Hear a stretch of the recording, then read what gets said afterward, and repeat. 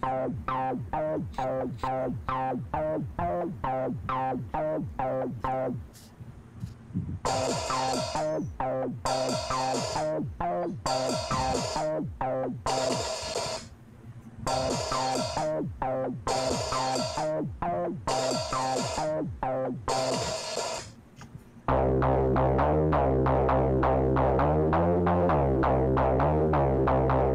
used to be so much better at this.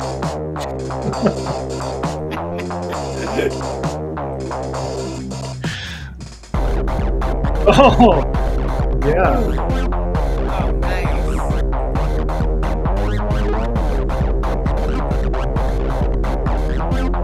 Never mind. Nobody should listen to my new stuff. You should only listen to the old What the Heck intros. That is swell as fuck. Holy shit. Oh, it's not done yet. It's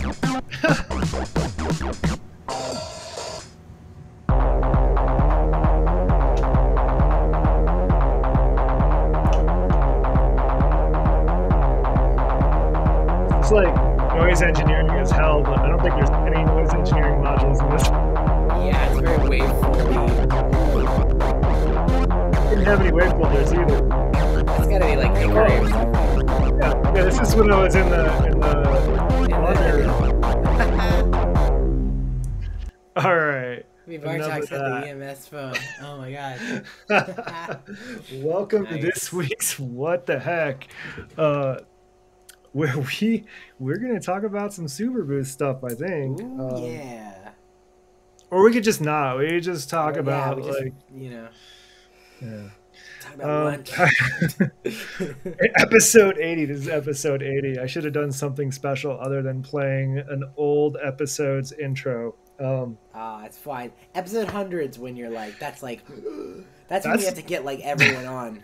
That's going to be the final episode. Oh fuck. Maybe. No more what the heck. Anyway. No more what the heck.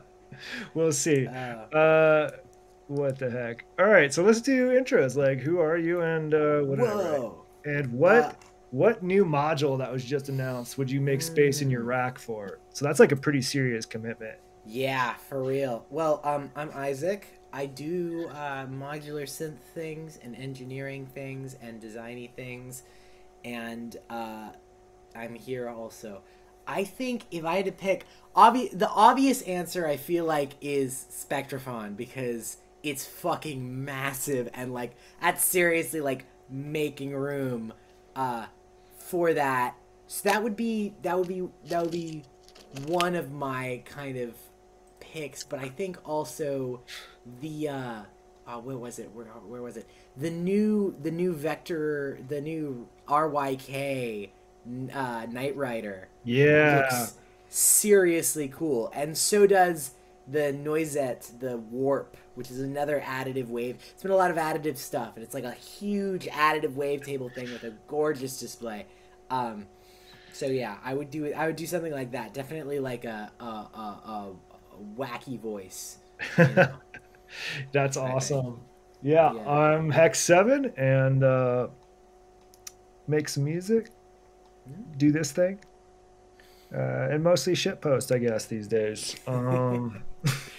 Totally all. Yeah, but which module would I make space in my rack for? I don't think. Actually, Spectrophon, I would not make space in my rack for. I would make a new rack for it. Oh yeah, just like Spectrophon needs its own treatment, you know. Yeah, but Requiem, you got it.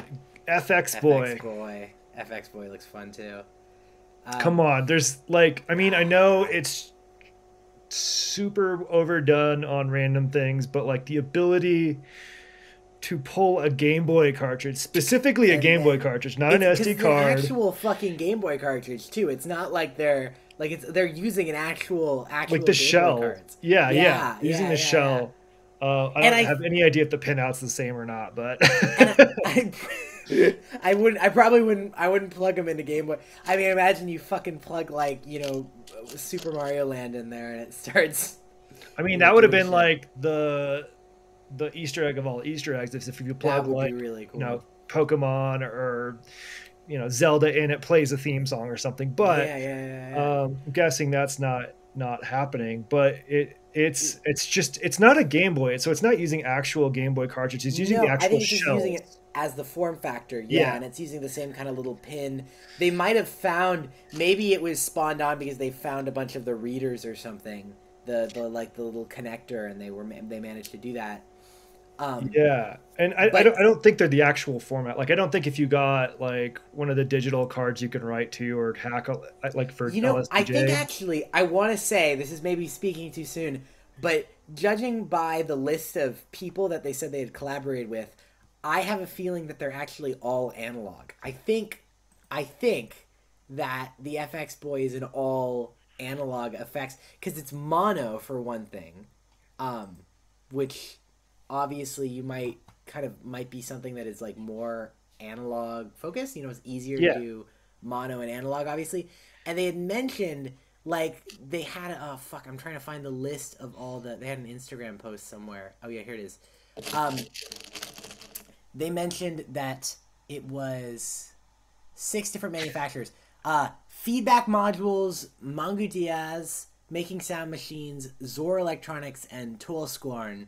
And I know the last one, Toolscorn, is like all like analog distortion drive. Like I don't think they've ever made a digital module. So I have a feeling that it's like analog drives and EQ circuits and stuff on these carts. But I it seems mean, really fucking cool, no yeah, matter I what it mean they is. seem really cool. I don't. I mean the cartridges never stopped being made because they've been pretty dang popular for Mm, like the LSDJ community, the Game Boy hacking community, yeah, chip tunes, all that stuff. But here's a screenshot or a photo of the Making Sound Machines cart, yeah. just to give you an Ooh, idea of what these might look like. oh, it's light up. I didn't realize. I don't know if it's light up or just a clear It's shell in just the like, right shot, but anyway, hype. God, it looks sick. So yeah, I am thinking they're analog based on the they're coming they're giving you like They give you like a a little strip board. prototyping, Yeah. yeah, proto board for it. Mm-hmm. So if you're me, you could either make something cool based on other existing circuits, or you could do something really lame and make your own like Game Boy cartridge label and like Yeah. solder just a couple wires in there, not even any components, just an everything goes through this cleanly. Placebo. Yeah, 100%. Um, uh yeah, no, it looks really good. I do like how the main one that they've been advertising is just a clear cart that just says trash on the front of it in huge letters. I love it. yeah, it's Um so good. Super cool. And Bifaco's doing really good too because they had two other announcements that look really good. Because they've got, for one thing, the 7U case, Yeah, which looks absolutely excellent. yep, Like a really good alternative to the IntelliGel cases. And it looks almost a little better than the IntelliGel cases because it's got more I/O and stuff, yeah, uh, and which is nice. And then also the they are doing the new. Well, they've got two other things actually. They've got the motion meter 1U, which looks yep. like a cool Pretty quadrant cool. alternative, and then it's all right. And then the MIDI thing, actually, the MIDI thing too, Yeah, looks really interesting as well because it's supposed to be super conservative. It's like super configurable because it's like 12 channels, 12 yeah. CV or gate outputs that are fully customizable, and it has like ADSRs and LFOs and stuff built into it. Like, seems like a really cool piece of kit. Yeah, Uh, that one seems pretty rad that I want to look further into because obviously into MIDI and I've mm, found a lot of the MIDI to CV modules are lacking in one sense or the other. Like to give you an example, the Mutant Brain, which I love, yeah. has I believe I want to say 16 outs or something like that, maybe 12 or Mm. 16.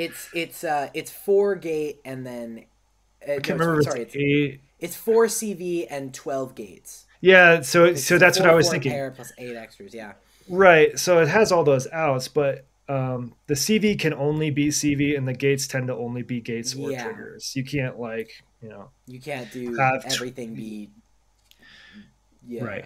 So that's And kind of exciting for me in a utility way, but the FX Boy is like the showstopper for me. that's the cool thing. That's the cool thing. Yeah. That's the interesting thing. And there's plenty of interesting other things that kind of have been dropping. I mean, where do we even fucking Yeah. start, I guess?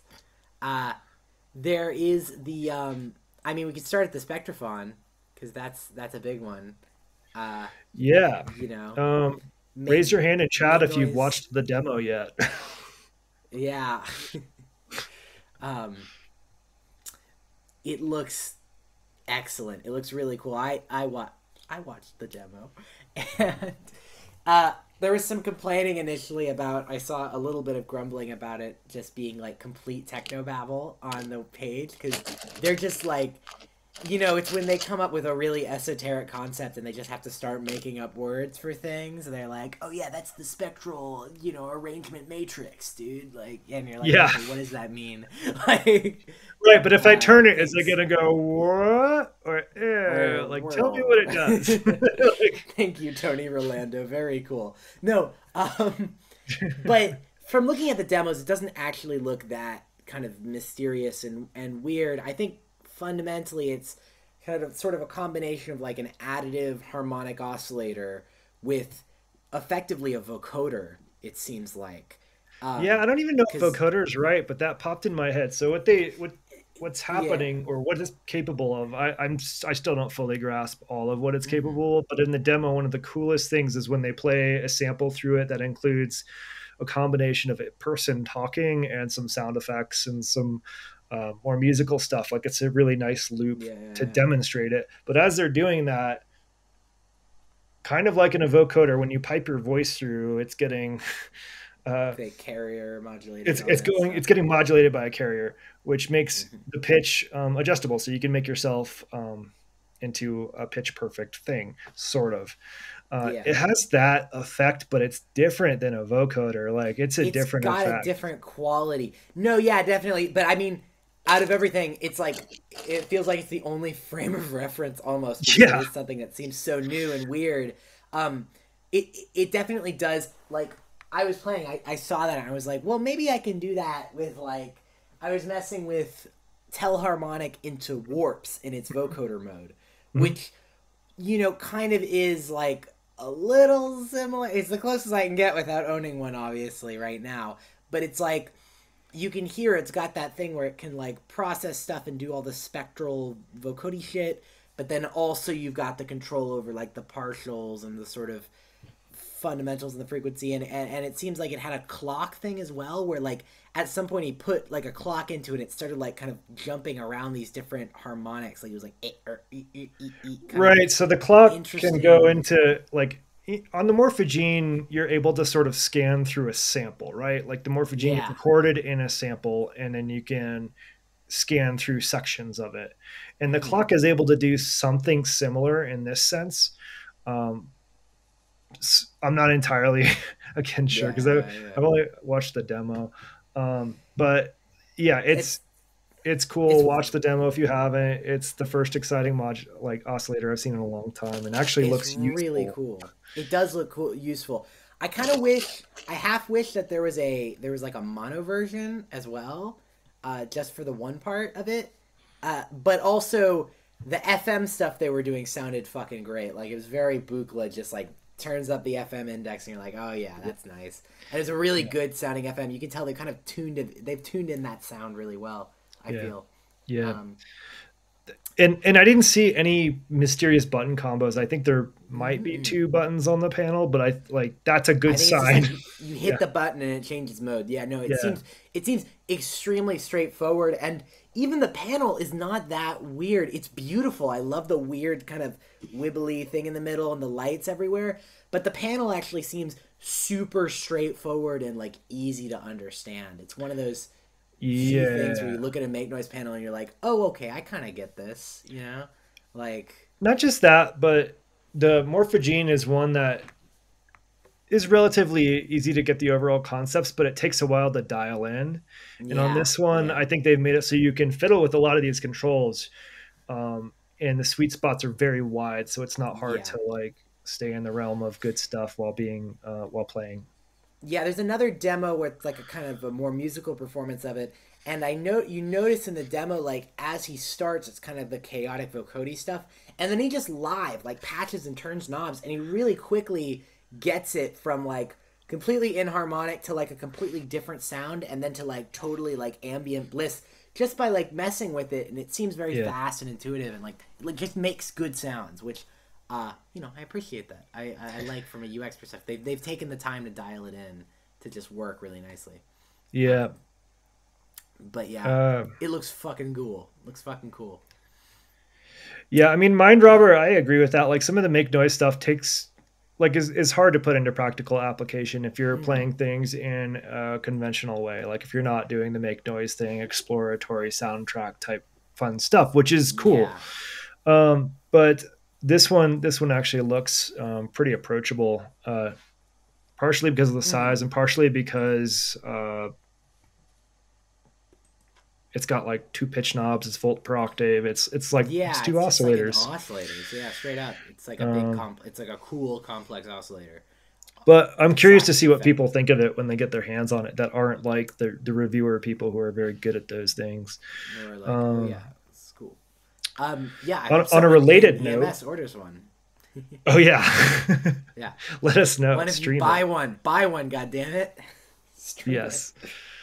But on a related note, like there's a lot of granular sort of sampling devices that are being announced and have been announced. And the only other one that I want to talk about before we jump to another weird module or something Yeah, yeah, yeah. is Arturia's update to the Mini Freak. So they keep Yes.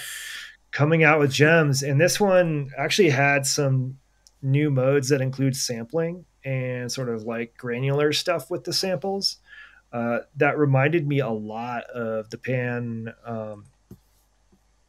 of the what is the name spectrophon, right? Like in terms of Yeah. sounds that you get out of it.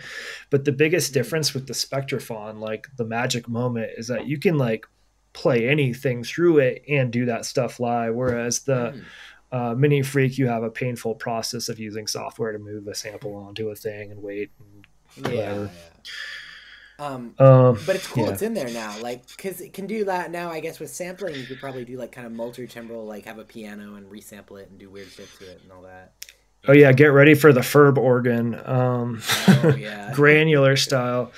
Uh, yeah, uh, yeah, I'm excited about that. Like it's and always really cool when something you own, like unexpectedly, like I have no expectations of any further yeah. firmware updates from it because it runs pretty perfectly.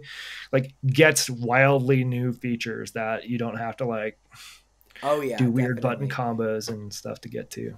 Speaking of that, a good segue, Basil, or Basil if you're in the Yeah, UK, also yeah. looks cool. It looks like the pizza's gonna maybe be a Versio like kind of hardware platform thing, and now they've turned the pizza into a stereo delay, which is really dope. Actually, I love stereo delays so much, especially weird ones.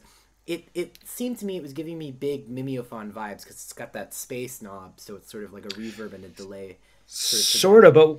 but what it really is, and I don't think they talked about it much, is the sort of spiritual successor to the Bastel Time, which was a standalone sort of box which does this stereo delay thing.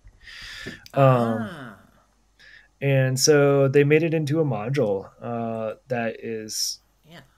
pretty amazing. I can't believe It like I can't looks believe they did it in the pizza format and that you can swap it in like a Versio or that's something. awesome. That's awesome. Um, Yeah, no, it looks really nice. I like that. I wonder if they'll just sell panels just by themselves if you want to swap your own.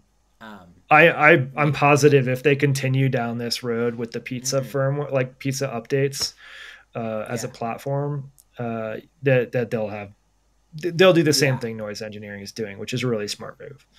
Um, yeah. Noise engineering. Yeah, a lot of people seem to be, or Qubit as well. A lot of people are kind of doing this sort of thing where it's like they'll make one module, engineer one piece of hardware, and then write a bunch of different firmware for it, and yeah, kind of make it do completely different things, which I think is cool. It's interesting, and I use a lot of cool stuff with it. I haven't messed with a lot of those kind of.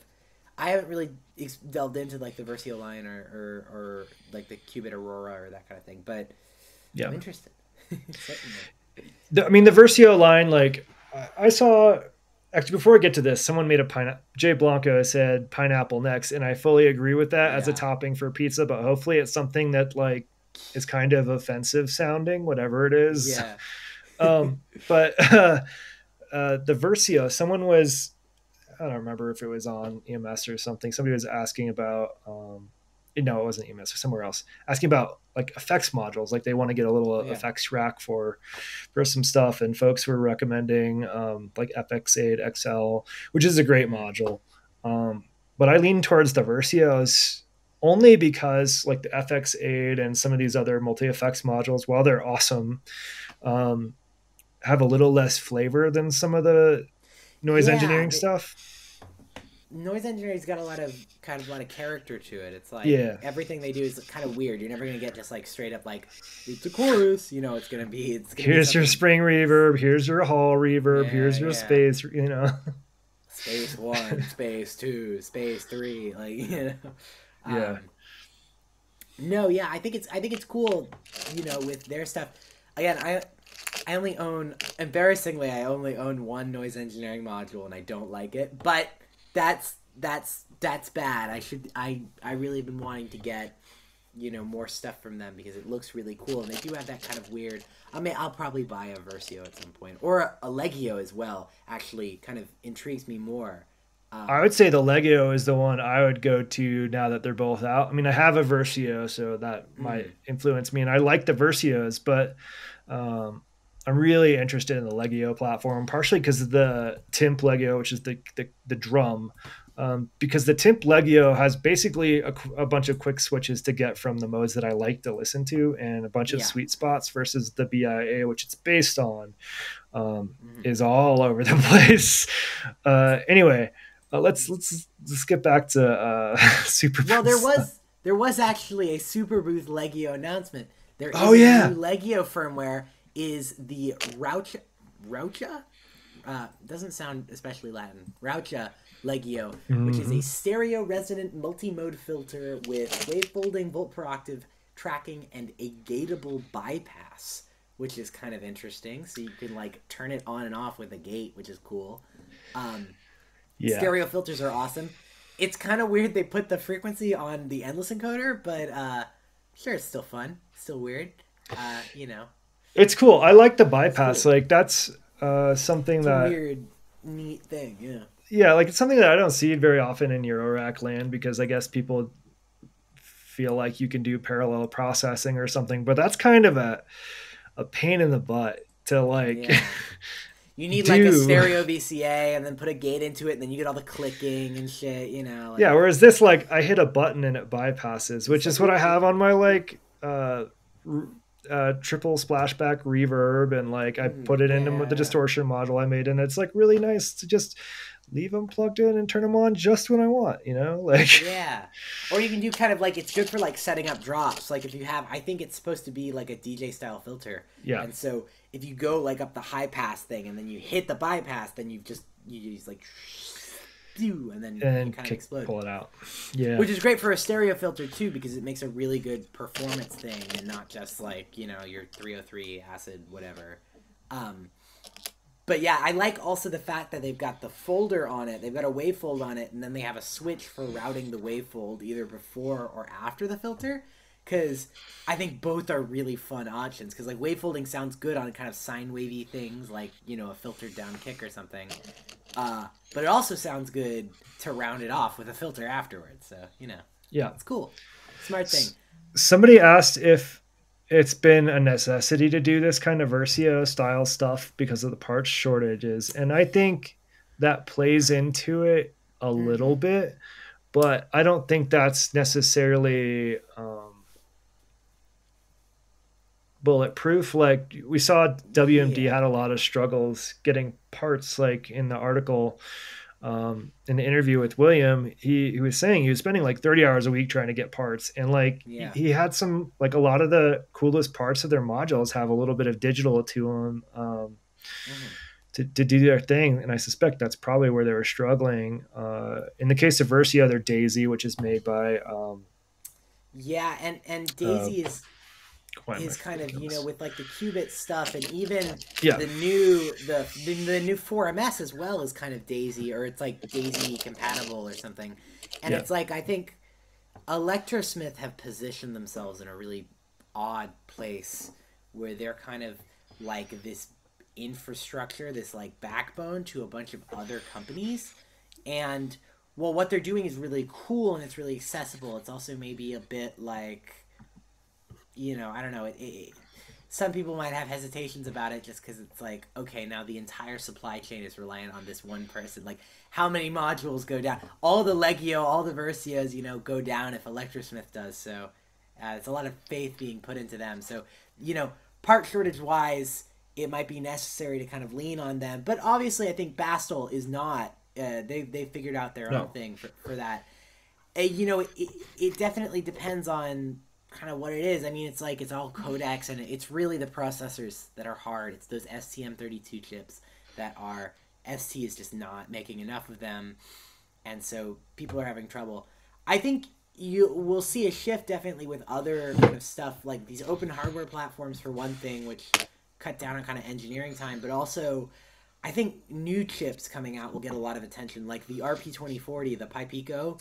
There's going to be loads. I mean, I'm working on 2 PiPico designs right now, and I think a lot of people are also. It's going to be loads of PiPico based things that are hopefully kind of revitalize stuff, in that sense. But anyways, yeah, whatever. Open hardware stuff is cool. Switchable platforms are cool. yeah, they uh, are really really cool, and I think the biggest advantage to them isn't um, I don't know. The biggest advantage is that you have less uh, trepidation when purchasing that module because like going into the yeah, Versio was really easy. I was like, I don't know, I like the one with the bat on it. Like yeah, I didn't think but too then if you hard don't like about it. that, you could be Right. like, oh no, I want the reverb, or that Yeah. is the reverb. I want the delay, or whatever the fuck, Right. Exactly. Um, Exactly. No, no, Egon, We you haven't have gotten to not missed art. that We're gonna save discussion. art for the last because We're it's trying to talk about the stuff we're we're excited trying. about and not the stuff we're a little nervous about. We'll Um, start. Yes, art will be after. I think we're gonna get through the cool stuff first. Cool yeah, announcements. Anyways, for more new stuff, I'm just going down the list. Castor and Pollux 2. Oh, just it's added not that to really a the super list. booth. Not really a super booth announcement. Did just come out right before super. I don't know why she didn't time it for super booth, but whatever. It's the She new also Castor and said that Pollux. too. She was like, I should have done a super boost. They actually launched it. Fun fact: they launched it from in the air from a plane. So they did the launch. Like Thea and Maggie were showing screenshots of them like uploading all the shit to Instagram and stuff while literally airborne, which I think is funny. All right, Um, here's the rundown for those of you not familiar. Castle and yeah. Pollux is a dope dual oscillator. Sounds great, digital, has crazy quirks, super fun to use, is in both of our cases.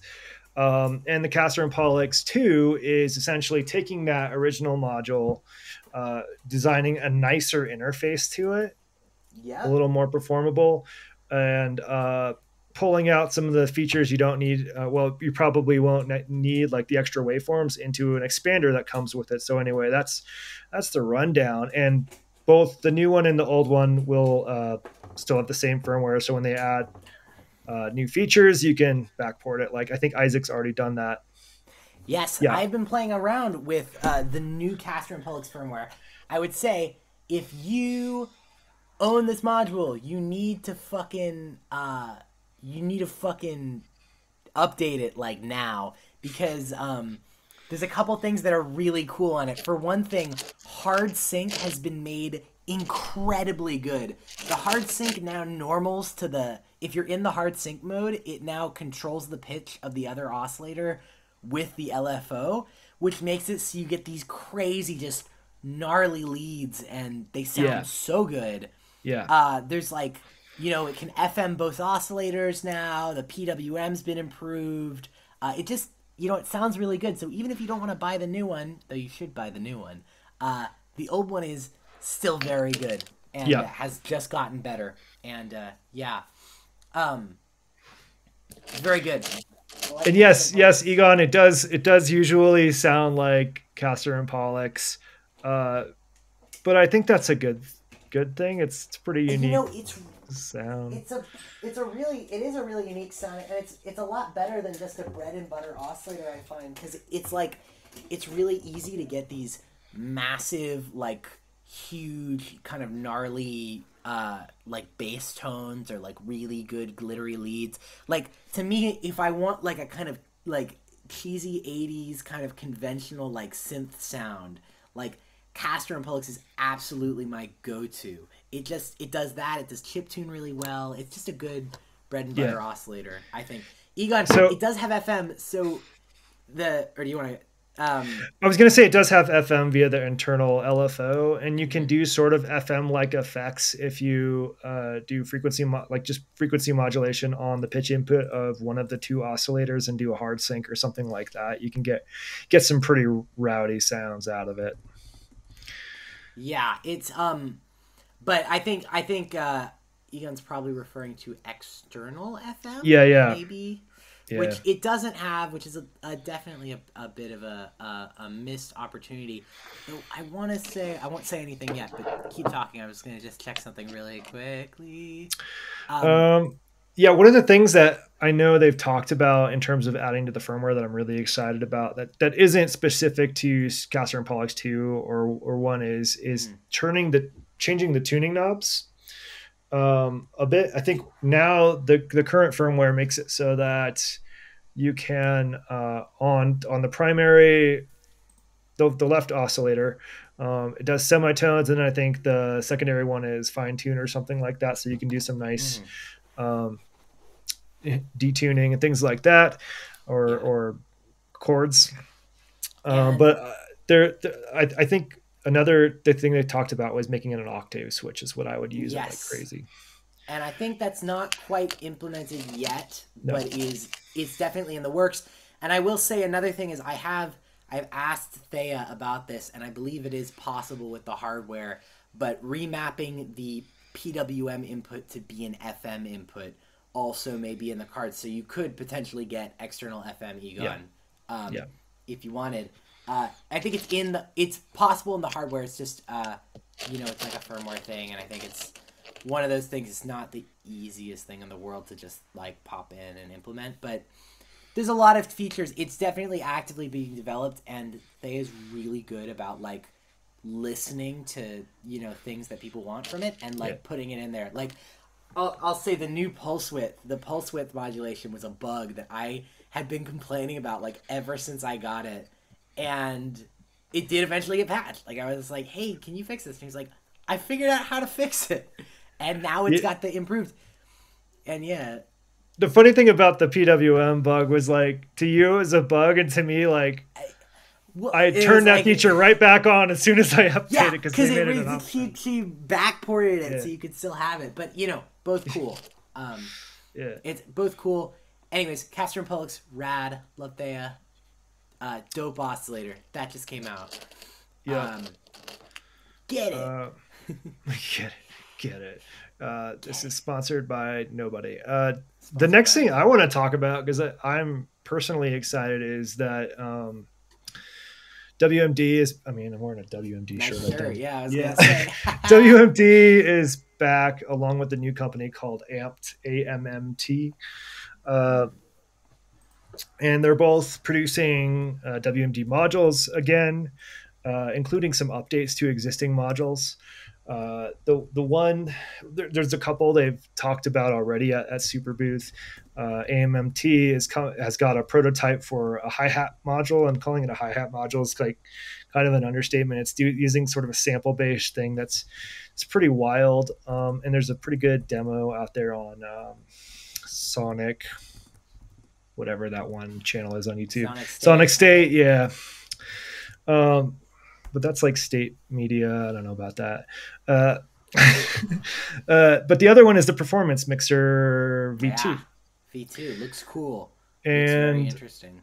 yeah, I don't know if it's enough. I mean, I'm really excited that it exists. I don't know if it's enough for me to want to update or not based on how I personally use it, but the cool Mm. things that it has over the current one, like it has a lot of the same cool features, but one is that it's got the clickless mutes per channel, Are pretty they? rad. Yeah. It's got a group button, so if you hold that down and make changes to mutes or cues or things like that all at the same time, when you release the group, then those changes will all happen at the same time. Pretty cool for drops, stuff like that. So you can unmute and mute a bunch of things and cue and uncue. Like you can do a bunch at once. And then it's got a bus that allows you to send a basically stereo out to whatever you like, and you can sort of queue up which channels go into the bus, sort of like the sends, but I don't know if it's like considered a third send or something, but sort of a stereo thing. And the sends they updated to make it so that you can, because before you could have either the Like, the first channel one send or something like that, or channel two send. Like there's two different sends. You can do one or the other. Now you can do both. So if mm. you have stereo effects, stereo sends, that's going to be dope for a lot of folks. Um, Yeah, yeah, and yeah, sorry, I'm going through the Perfect Circuit article because I want to pull up the picture of it just to yeah. look While at you it. do while you do Uh, that, I'm gonna read through some of the comments. Let's see. Oh yeah, based on the Juno art. Yeah, current mm. mutes does that too. Oh, struggled to find a good mixer. I mean, performance mixer is sick God, for yeah. performance. Like, just It want to make that clear. Like, if you're looking for like a desktop console mixer in Eurorack, that's not the performance mixer. That's like something else. yeah, This is for like when you want to do a lot of things on the fly. It has panning. It has internal VCAs, things like that. Um, definitely. but there's a Uh lot of really cool mixers that have come out. Oh, go ahead and share. yeah, so just in terms of really cool mixers that have come out, I guess, is recently the Cosmix Pro is a really really Yeah. cool looking. That's actually my kind of pick, and I'm sort of been wanting it for a while. And I probably will eventually get one. It's expensive, but just because I think there's the Cosmix Pro, there's stuff like the Mix BX or the Mix Yeah. KM or CR or whatever from Feedback. It was recently the Jolin Lab actually just put out like a huge stereo mixer patch bay thing that Yep. looks vaguely interesting. Um, there are a lot of mixer options, but I do feel like mixing is still something that Eurorack hasn't quite done like exactly right yet because it's really the problem with it is it's something where mixing consoles are huge and they have a lot of knobs and they have a lot of inputs and outputs. And the thing is, Eurorack is very vertically constrained. So your two options are make something massive like the performance mixer or start cutting features. And so, Or yeah, you get there's real weird and key combo-y. Like think like yeah, OPZ or OP1. Actually, OPZ is a really mm, good example of something that has awesome mute groups and different patterns and things. Like you could do a whole bunch, but you but it's really just gotta like like the get the interface is feel down. not there. Yeah. Yeah. Um, so for only $500 you get a TX6. The TX6 is kind of good too. Also, like in terms of small format stuff, it's really, really pretty fucking nice. I gotta say, I messed around with it. The pots are maybe a little too small, and obviously it's limited in the fact that it's tiny and it's $1,500, but also it It's is really good. good. It's It's really really good. good. I wish there was just a direct one-to-one Eurorack module port of that. There won't ever be, but maybe someone get on that. Maybe I'll get on that. But I mean, what I'd um, like to see more of is like, I mean, like let's talk through it. Like I think there's a mm, good range, a huge range of mixers out there for Eurorack, yeah, and they all certainly. vary in what they're good at. And some are really good for performance, some are more like really nice, clean Like sound. Like I studio think, kind of just yeah, like Cosmix Pro is pretty good. The Vortis is it Vortis's HD or something like that? I don't vortices, remember. yeah, hi-fi, Uh, I think is the Hi-Fi, that's what it is. that's it. Yeah. But there's also, I think, a market for a big desktop mixer in Eurorack Mm, format, and I'm pretty sure that's something or something along the lines of a larger mixer with more capabilities. I don't know if it's like desktop mixery, but the Yeah, Pittsburgh Modular team I think is working on, because they talked about making like a huge mixer that for would their be huge cool. cases. You know, IntelliGel ages ago had the dub mix, I think, which it was only 4 channels, but it had like the whole like expandable FX sends and CV over everything and all sorts of really nice options. And they stopped making it, but you know, it's one of those things that I feel like would still be competitive today if it weren't for the fact that it was a little limited on channels. But it's like, you know, I think it's one of those things. It's kind of a specific market. I think people are starting to get more into like wanting to have these really powerful mixing tools. I think kind of early in Eurorack, I think people more just sort of wanted like, you know, summing signals together. And now that there's a million effects out there and lots of live performance stuff and tools in that sense, that there's definitely going to be an uptick in them. Hopefully, because I like mixers. I like I seeing hope people so make too. mixes. I mean, I'd like to see them done in a way that's very modular, not necessarily like Yeah, not when I just say like modular, I'm here's not a talking about CV control over everything, although that's cool. I'm that's talking about cool. like a section that's like stereo channels, right? A section that's Mm. mono channels, if you want just that. A section that's like the sends and returns, or like whatever. Tex-Mix is Yeah, also exactly. comes to mind. Yeah, Requiem mentions Tex-Mix. Tex-Mix is awesome. If Tex-Mix still made the fader expansion where you could use faders and like ditch the pan knob or whatever, I yeah, would buy it in a fucking heartbeat. But yeah. um, you know, that's another thing you don't see a lot of. That's nice about the performance, the WMD and the Cosmics is the fact that you've got the actual slider, the fader on it is really really good because like something is just something is missing when you're using a knob to adjust levels. You get that visual immediate upon looking at it, like that is louder than that is louder than that. Yeah, You I know. mean the faders on the WMD are amazing, and the only Mm. criticism I have of the current performance mixer is I would like some absurd amount of gain on top of Yeah. the. I think it adds like 6 or something, but on the Really? new Wow. one, the Okay. stereo channels get gain. On this one, they don't. So Nice. Yeah. Well, it's pretty cool. new stuff.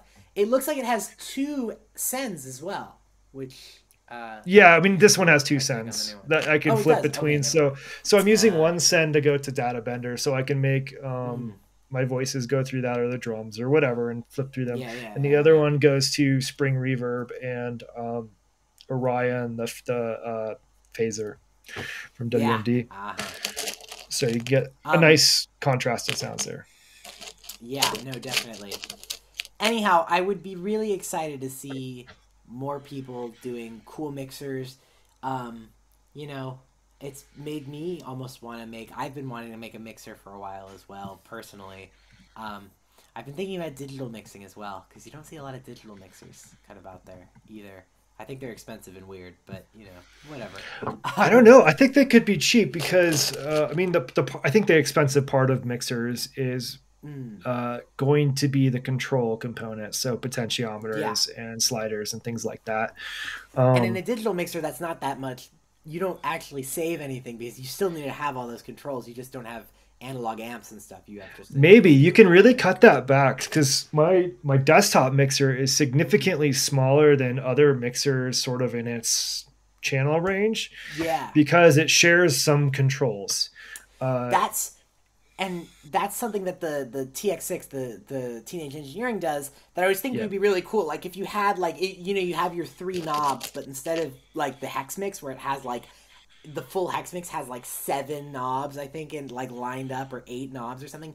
You would have like layers where you'd be like, okay, now it's a per channel EQ, like now it's like a 3 band EQ. Now it's your 3 sends. Now it's your balance pan, like you know, gain, whatever, that kind of yeah, thing. yeah. I think that would be cool if you could implement it well. It would be cool to have kind of like layers so you can reuse controls and keep things compact, but still like super powerful and like you know Right. Like by good. default, 8 sliders, they all control volume for each channel. I hit a button. Now Yeah, all the sliders are the low end EQ, another button, yeah, mid, another button, like that kind of thing. When I release back to volume, like stuff like that could yeah. Just definitely quick save space editing, and that add. kind of thing. Yeah. And it might be nice Uh, for for even. my kind of idea, my secret weapon idea here, is making it so you could have the controls be different things on different channels. So Yeah. instead of it being a global thing, you could be like, okay, channel 1 and 2 have the 3-band EQ immediately accessible, but channel 4 has the pan, and then channel 5 is like whatever. So you could perform whichever thing you wanted to perform if you want to use it like as like your EQ is like an isolator effect or something like Or you that. could make some horrible unit interface. This almost goes into our Yeah. bad module idea Bad bin, but module like ideas, yes. literally just one channel of control, like worth of controls, right? Like so a pots Yeah. for EQ, one And then a slider, knob that chooses which, or like like buttons that choose which 18 channel. inputs, like and like a rotary Oh switch or fuck! something to switch between channels. A chunky rotary switch would be amazing. Yeah, yeah, And then it changes, and maybe obviously it doesn't do terrible. the catch behavior. So like as soon as you snap to the thing, it changes all the settings to whatever it is there. Yeah, this has 8 cents, but good luck figuring it out. Like, 8 cents, but um, they're random jacks everywhere. That was, if you saw other Super Booth announcements, Kyle's suffered multiple looks amazing, and I want it. yeah, I thought it If you was saw pretty that, cool. Yeah, oh, yeah. it's gonna be good. It's gonna be good. Um, Uh, anyways, we should probably get back to Super Booth announcements. What else did we have here? Yeah, uh, WMD did all that stuff. mhm. Chaos devices. I don't really know what's going on. Oh, they did a mixer too, stereo mixer with a So send. Chaos announced 5 modules, and that's Fucking too many hell. for me to read all about. I think But half of them are in their like Leibniz, like the binary system thing, which I yeah, kind of don't know what I the think fuck is. 2 or 3 of those, yeah, like those are like definitely explorer case modules where you're getting weird stuff out of Yeah. it. So that's But Rostock, Dresno 2, Bohuman, Ostrava, and Deva. So mhm, Rostock and Dresno 2 are binary system stuff, so yeah, binary system people can figure that out. and then they have a Ostrava stereo and mixer, Bohuman, yeah. which can chain to their mono mixer, which is super cool. Um, And and there's yeah, additionally I'm describing what TextMix can do, but like their TextMix didn't quite do it for me for other reasons, mm, um, as far as interface goes. Um, yeah.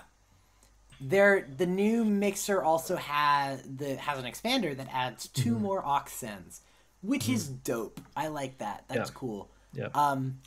It looks like a neat mixer, and I like it. Excited to see it. Sucks that it's not that many channels, but it looks like it's laid out very sensibly, and you know, that's cool. Yep. Chaos is cool. Yep.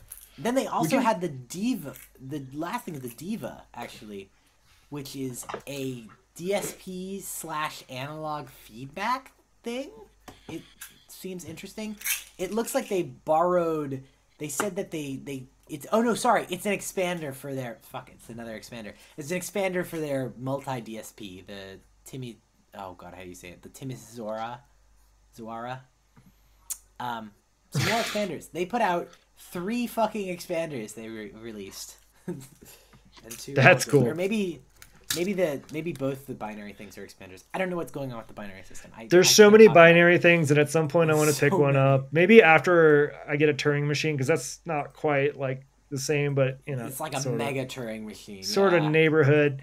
But sort of in the neighborhood of these is the one you'd already mentioned right off the Mm, bat is the Rick Knight Rider, right?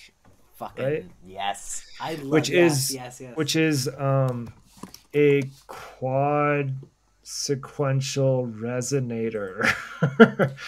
um, Whatever that means. Apparently, it's yeah, got 17 filters in it. It looks like maybe like a mega rings, but also with a little bit of like I don't know why it's called Knight Rider. It doesn't seem. I mean, it looks really cool. It looks kind of Knight Rider it's called esque Knight Rider because it has the because it's got the red scanning yeah, the scanner. Oh, what is headlights. that They thing almost look called? I like made one. Yeah. Anyway, yeah. um, It looks really cool. Bandpass Filter Mania. Forestine says, yeah, Forestine. I think it's definitely like I like. Also, people were asking. Someone mentioned they were like, "Do the lights actually do anything?" And apparently they do. On Instagram, they responded saying that they control both. They show both where the cutoff of the filters is and what the width of the passband is. So, uh, and they oh move around yeah, with CV and stuff. So you can they are helpful and useful, and I love that. I love. Rick has been doing really cool. RYK has been doing really cool stuff, especially with like the vector wave. Sounds incredible. I've heard that performed at a couple live nights here, and like it is completely amazing. And I'm sure this thing will be completely amazing too, because I RYK. mean, Rick is an interesting company because I would put them in the make noise bucket where they sometimes make interfaces that are completely impossible to decipher. Like if you do look up this module, like there's nothing on it. Like there's not No, yeah, it's labels. completely It's like yeah. you're just gonna learn it, And yeah, which and is that cool. kind of goes into like even their first module because a little bit of history. RYK is initially this guy who was doing a lot of System 100 modules, and so he was DIYing stuff for the Roland System 100 and making these kind of old things. And he made this sequencer, the M185, which was licensed out to IntelliGel and made into the Metropolis and later Metropolix. And then he made his own version of the M185, which is the it's also called the M185, but it's the Eurorack version. And did that, and then the vector wave, and then this. And I will say, the M185 is another thing where it's got some weird features. Like one of the outputs is a stereo jack that has CV and gate on it for some fucking reason. And it's like weird decisions, but also like people love that sequencer. People swear by that sequencer. So, um, you know, it's whatever. Yeah, It's cool.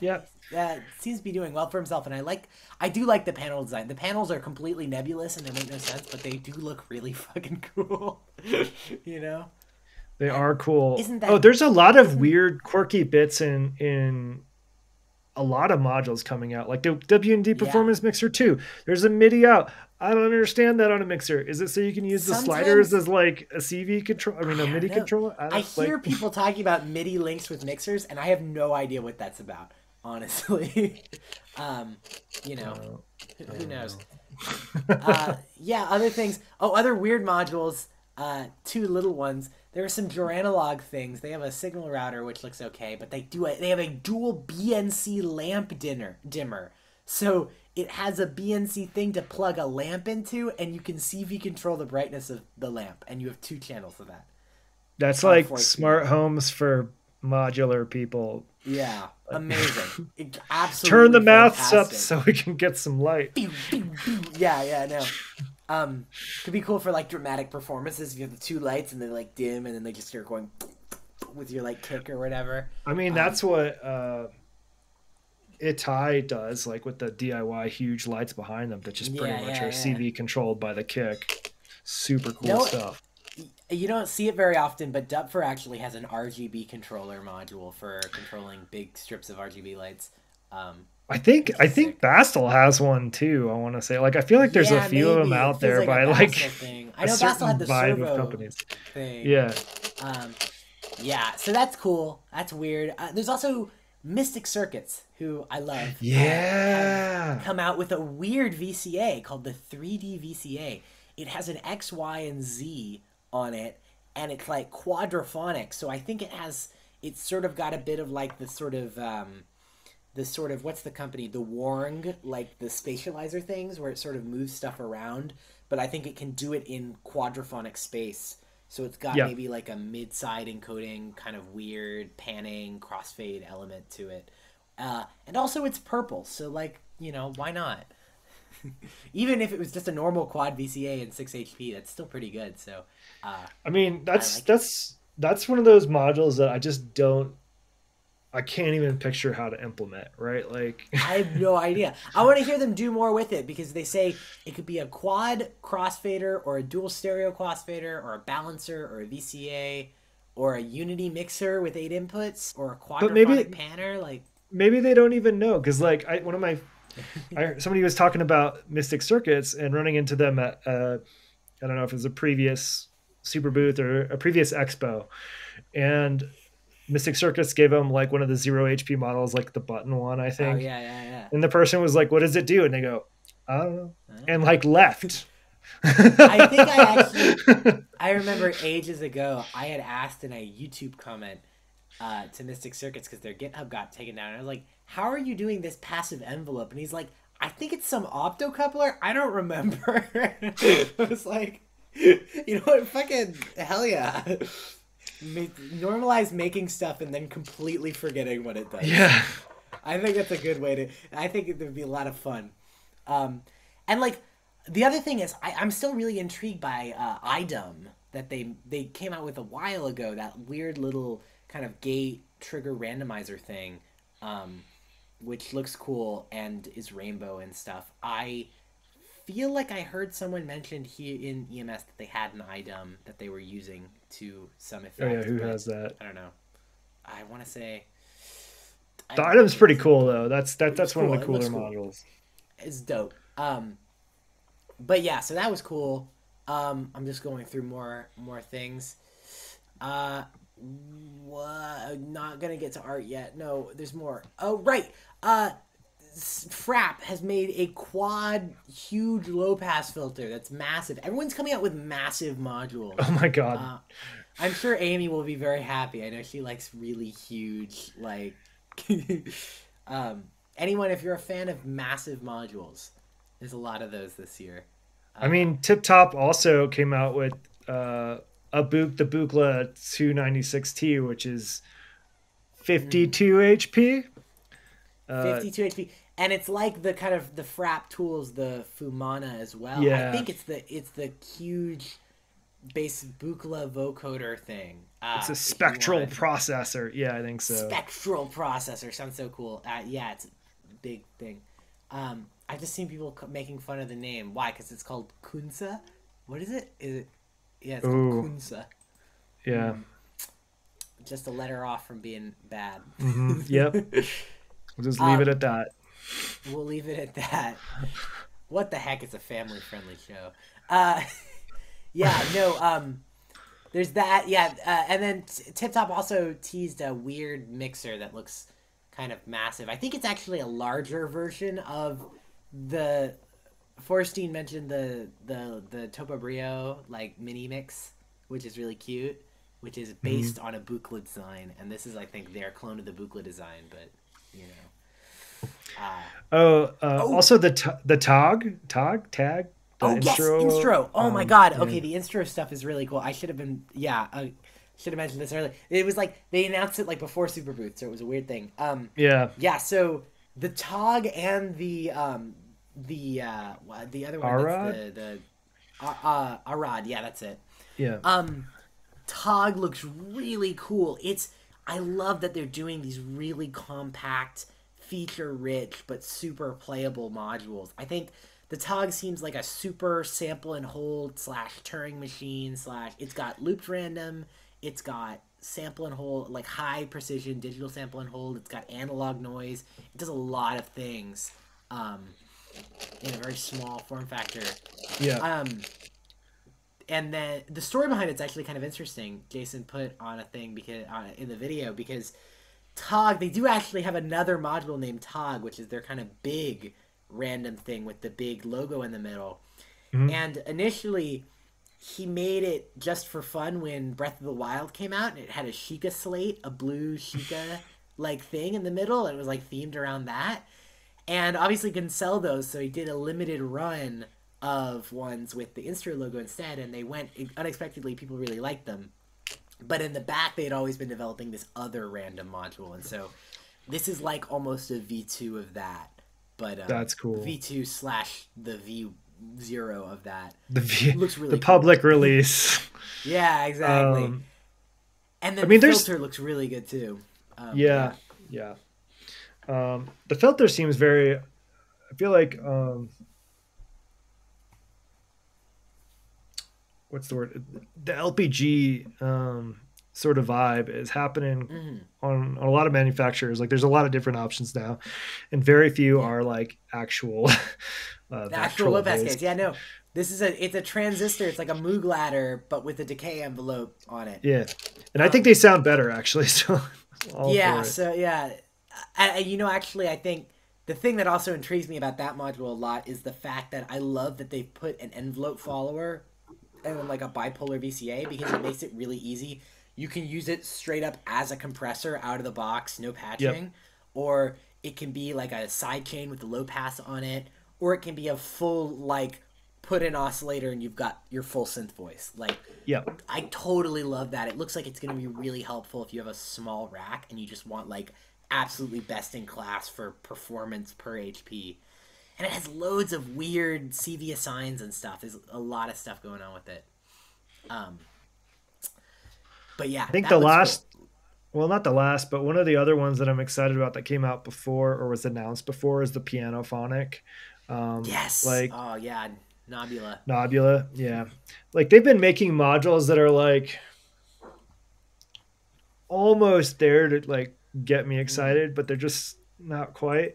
And this is the closest I think that's gotten me excited because I do really at some point want a nice little module like the Pianophonic, maybe even the Pianophonic, to like throw in my case for like performing live. So I don't I don't Yeah. need my samples from the Micro Freak or the Micro Freak. Like I can just fill in with Just have like a a nice worse multi-temporal. version, but it's with me, right? Like Yeah, yeah, yeah, yeah. Um, and yeah, I mean, in general, I really like what Nobula's been doing. Honestly, yeah. I think it's really unique and weird. Like I like that they're kind of leaning into this weird side of like MIDI controlled like poly modules, and they're making their own Yeah. kind of ecosystem, but not in a weird closed off weird way. Um, but no, they're doing it really cool stuff with it. Like the chord pilot looks cool, and then this pianophonic thing as well, where it's like MIDI in, and you could use it kind of just for like resampling, or it's got wavetables and stuff. It just seems cool, and their panels are beautiful. I love the panel Yeah. design on all of them. Yeah. I mean, if you watch this, Nabila, you're doing a great job, but MIDI throughs on the next one, okay? MIDI through the next one, you better. Expander, it's uh, just like six MIDI throughs that you just hook up to the back of everyone. call it the And they're Hexpander. Um, Hexpander. The kicking anyway, as well, I've also really been liking. I was thinking about it earlier because I was like, I want a kick drum module. I should design one. And then I was like, oh, wait, I've just designed the kick gain because I like the kick gain. yeah, I mean um, the kick-in has got to be in my top 5 kick modules. Like it's Definitely. awesome. Yeah. It looks really good. It sounds really good. It would be a tough choice between that and Ultra Kick for me if I was in the market for buying one. Um, Yeah, I think that Ultra because Kick and Crater are like my top 3. yeah, No problem. kick gain's definitely more like 9090, but yeah. Yeah. Yeah. Um okay, what else? What else should we talk Uh, about? Should we start complaining? Yeah, I'm ready to complain. I gotta All get right. going sometime soon, but let's complain. Let's Uh, let's do it real fast. How much time do we have, by the okay. way, so I can keep an eye on the clock? Let's go ahead and say 20 minutes. Oh, we'll take less than that. So All there's a right. new system announced by Tip Top, right? Yeah. Um, that is called Art, and it's Horrible kind name. of cool in theory, right? Like it is actually kind of Yes. cool. I don't know about the name, like Mm. I, but it's cool The in I. that it's a polyphonic module system that you can use sort of existing cables to um, control things polyphonically without MIDI. And they talk about MIDI speed, but that's not really a real thing. Yes, there's a couple of things about it. I mean, the idea I think comes from VCV. Well, not maybe Yeah, from VCV because they did mention they actually shared in the Perfect Circuit article a yeah, prototype from 2012, 11 years ago of a similar kind of idea where they had these poly. I think it was using like S video connectors or something weird, but yeah, I think the idea is that it's like the VCV, the poly patch cables, where you have 8 signals, but it's just one connection that goes across something. And so their idea for that is that you can have these kind of snakes that make it so that you could have like an 8 voice synth, but with like 4 modules. So instead of having to yeah. buy, 8 oscillators and 8 of everything, you just have their octal filter or whatever. Or like a Um, bunch of dope for modules that are designed for polyphony. yeah, Um, exactly. Now, the issue with it is there's 2 weird things about it. The one weird thing is the art signal itself. So they're calling this mhm. art. So just to clarify, because I saw a lot of confusion. Everyone is very confused about this, Yeah. understandably so, because it was communicated really weird. So, art is a new kind of signal, like a trigger or a gate or a CV, and it's Yeah. a digital stream of data that sends note on, off, pitch, velocity, and maybe pitch bend and such information over like a serial that connects to things. It is almost the same as MIDI, though they claim that it's 40 times faster, uh, and it uses a monophonic patch cable instead of using a stereo patch cable. Um, Other Yeah. than that, it's just faster MIDI. Um, and it's not compatible. You cannot plug an art signal into a volt per octave thing of an oscillator. That won't work. And you can only plug an art signal into an art module that receives it. And you have the only thing that generates art and takes art right now are their modules. It's not, Right. Well, yeah, like the interesting thing about the speed. So like let's yeah, back up on making fun of that a little mm, bit. Like their MIDI does have a like a log jam problem where it can only yeah. send a certain amount of signals through and back. And I don't know how this is solving that. But I think with theirs, one of the differences that you could do with this that maybe you could do with standard MIDI is um, maybe frequency modulation. Maybe it's fast enough where you could do that over their art Oh, signal. maybe, maybe. Where with MIDI, it's you're going to be dropping stuff, and it's just not going to work at audio rate. Yeah, obviously. And but as it stands right now, what it seems like is that it is MIDI, like they have and then additionally the other half of that is that they've done two things. They've also done, and this is the part that I don't actually take any issue with, is these polyphon, or I take some issue with, is these they're calling them poly patch cables, I think they're calling them, which is it's a USB-C cable, but you can't use a normal USB-C cable. You have to buy their USB-C cable because it's wired differently. But it has it's like a basically a snake where it's got 8 or more analog signals going through it. It's completely passive, and it just splits, just like how the VCV polypatch cables work with. So like if Yep. you've ever used those, right? If you take 8 oscillators out, there's a decode like VCV modular. You put a poly thing in, and it breaks out all of them into 8 individual ones. So you can snake out elsewhere, and this is like that. Um, it's using a USB C connector, but you can't use a USB C cable. I Well, think it's a good idea. here's the catch. So there's some gotchas here that I Yeah. anticipate. One, even though it's a shielded cable, I expect there to be crosstalk, so you're probably not going to want to use it for a combination of audio and CV. One or the other is usually fine. And Um, that's possibly why they're doing this weird MIDI thing and then the this snake thing separately, is because they might have tested it and found that the pitch gets too muddled if you use the 8 thing. Maybe. well, I don't know. here's what That's happens. Really, conjecture. is like you'll the pitch you might hear a little bit of stuff, like a little bit of stuff might change, Mm. but really what I noticed when I'm using the rack plumber is if I have audio and CV going through. If I have a clock signal and an audio Yeah. signal, you'll hear the clicks from the clock You'll hear the through the clicks. audio, Mm-hmm. which is I think a bigger problem than the CV getting messed up. But anyway, the Yeah. USB bit too is interesting because I think most USB C cables that are capable of data transfer and power charging have some components in them that I think make that possible. So I think they have little mini computers in each cable, but I could be wrong Mm. there. Like I think they Yeah. are very complex cables, which is why they're expensive. There's But definitely this some one's kind of just pull like a down. dumb cable. It's like eight Yeah. strands.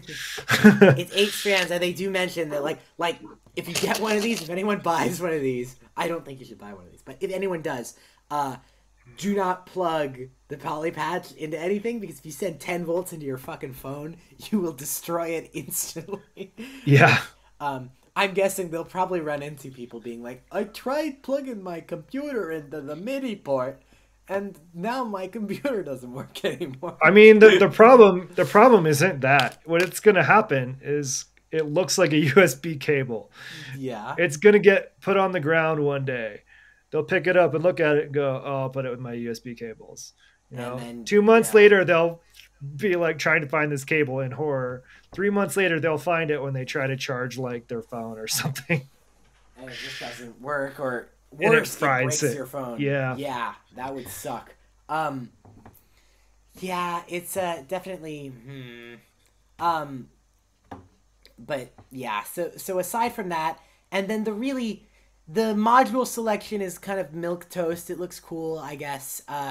There were some there's some kind of questionable decisions. They have a six voice oscillator and a six channel VCA, but then an eight channel filter and an eight channel envelope generator.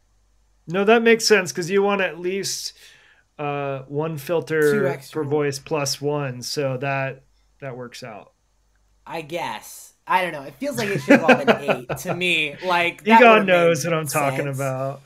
Um, um, but but there's like, that, yeah, but yeah, I I mean the just big don't think there's problem. a great need for polyphony and modular. Like, it sounds dumb, but like I've tried it. Like, my Yeah, dumb MIDI thing is capable of playing things polyphonically, and I've done it, and it's really hard to do unless pretty much everything's the same. In which case, why don't you get a polysynth? I don't know. the old key step does it. You can assign all its outputs to be four Yep. voices, and then you do this terrible eight or like eight cable snake, and you're Yeah. trying to tune four different oscillators and four different filters and all that to sound like vaguely. And it's just like buy a mini log. Like use it, buy a mini freak or micro freak or whatever. Just like I feel like the poly is, or even one of the Nobula things like that. I feel like is the best way to do poly and modular because it's like you're getting that kind of individual voice control, but you might be stuck with paraphonic stuff, or maybe you can't play out your exact types of chords or whatever. But like, I think I don't know. It's not that. I don't think it's that crazy.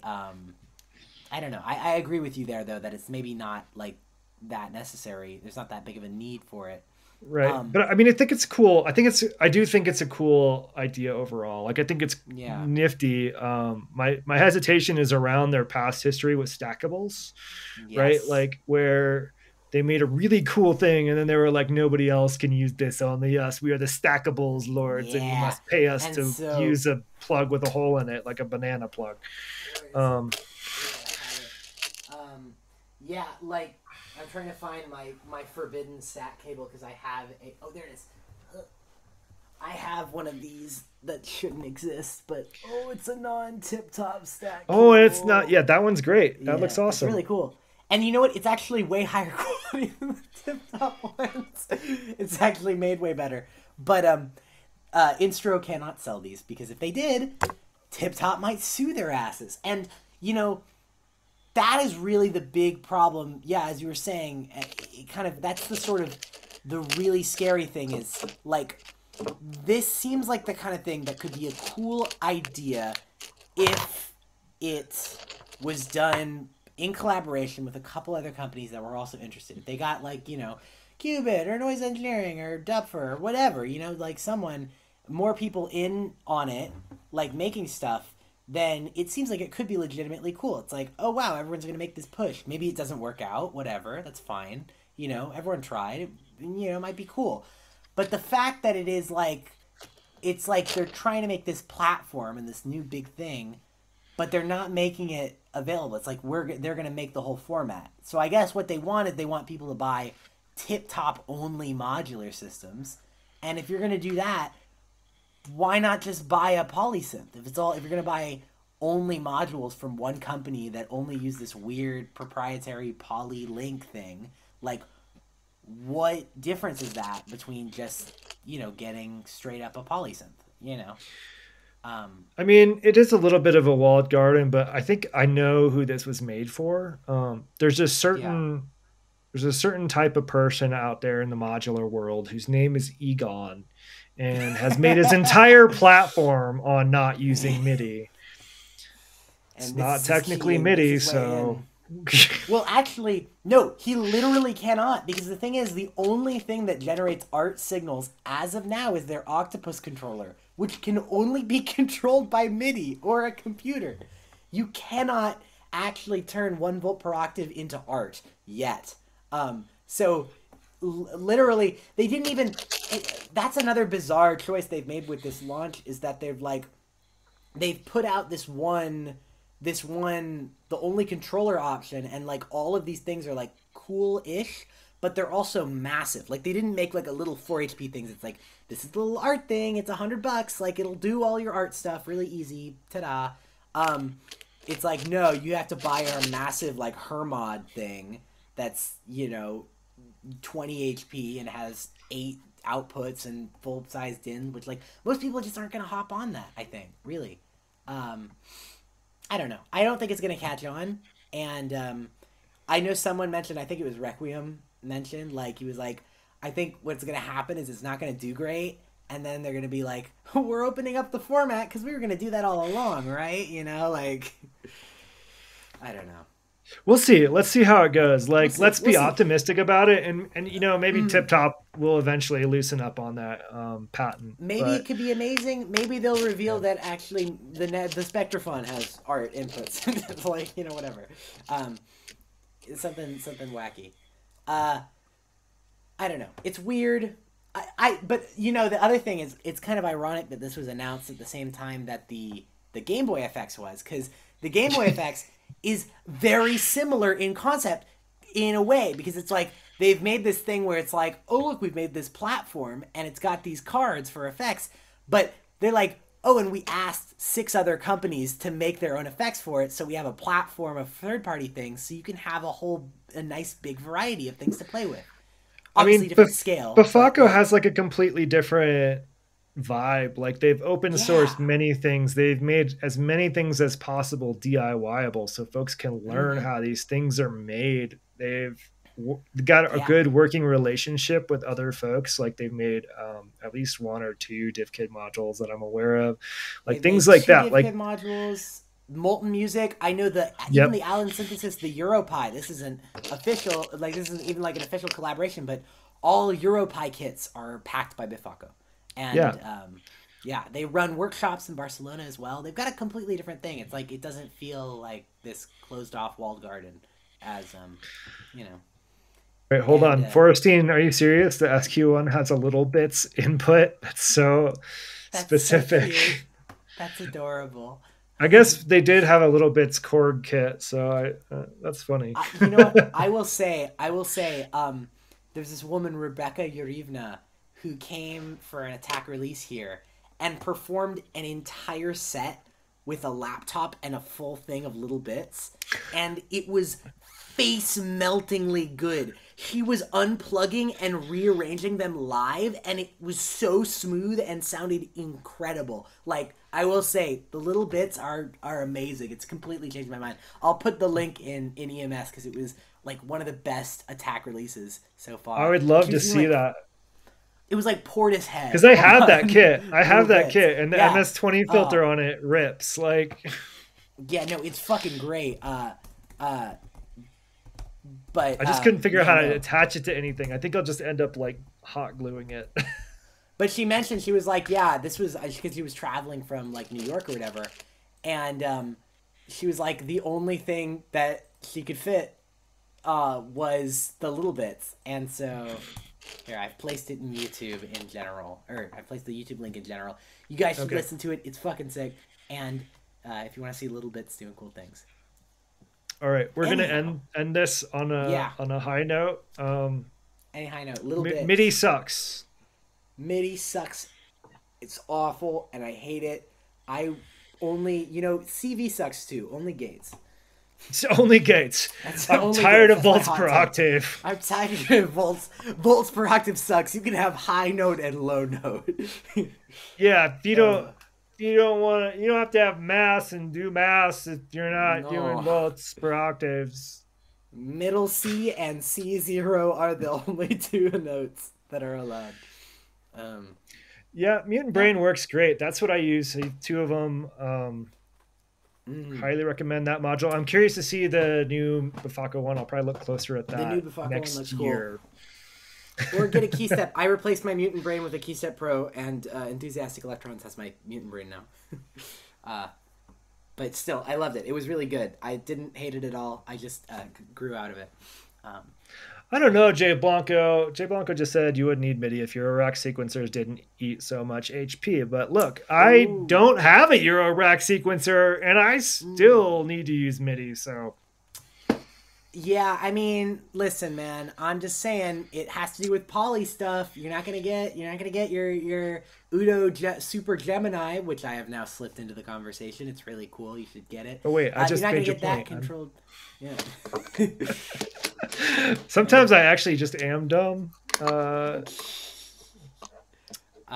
I dumb. I dumb. All right, Anyways, let's uh, let's get out of end it for the here. day. Maybe I will play us out. Just a second. Let's see here. I can do an acoustic set. Yeah, get us going while I find a nice. Let's see here. Let's go back in time to, I don't know. Let's try episode 40.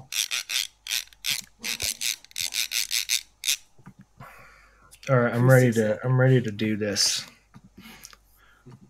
All right.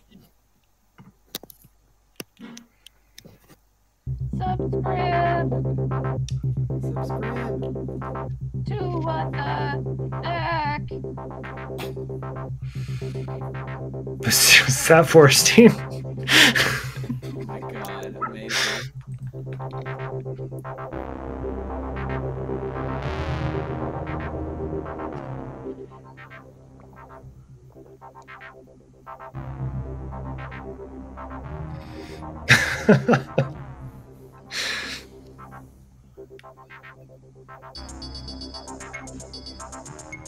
CK, are you still using the Percons as your primary drum machine?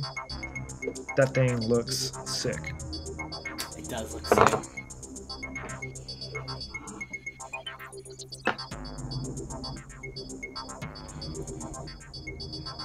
Very broody. Come on, answer the question so I can hang up this call. Go make some dinner. Yeah, I gotta get to sleep. Thanks for watching, y'all. Appreciate it. Yeah. 80 episodes. Wow. Oh, you use the Percons as melodic. That's cool. Ooh. I use beads more as a voice than an effect. Some things just work out like that. All right.